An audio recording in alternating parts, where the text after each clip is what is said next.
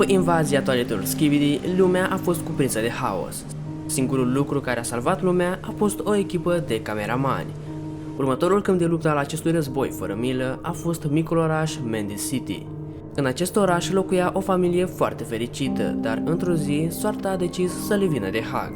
În timpul unei lupte între toaletele Skibidi și cameramani, o toaletă învinsă a căzut peste casa familiei. Teribilul incident a luat viețile întregii familii, cu excepția lui John.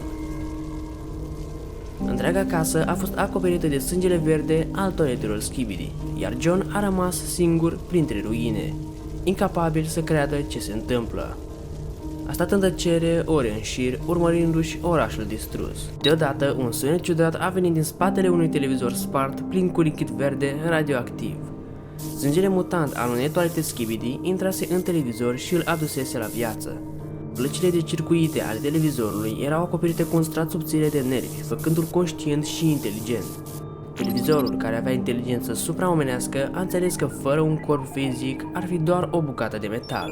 Televizorul mutant i-a oferit lui John o propunere. El ar ajuta la distrugerea tuturor toaletelor Skibidi și, în schimb, John ar trebui să-și dea corpul său.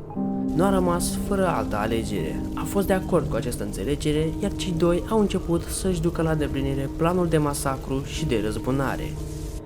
Televizorul mutant i-a arătat lui John schemele detaliate și detaliile planului pentru a se uni.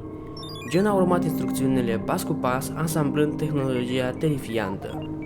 În curând, totul a fost gata. Tot ce mai rămas a fost ultimul pas, să fuzioneze cu televizorul și să capete o nouă formă.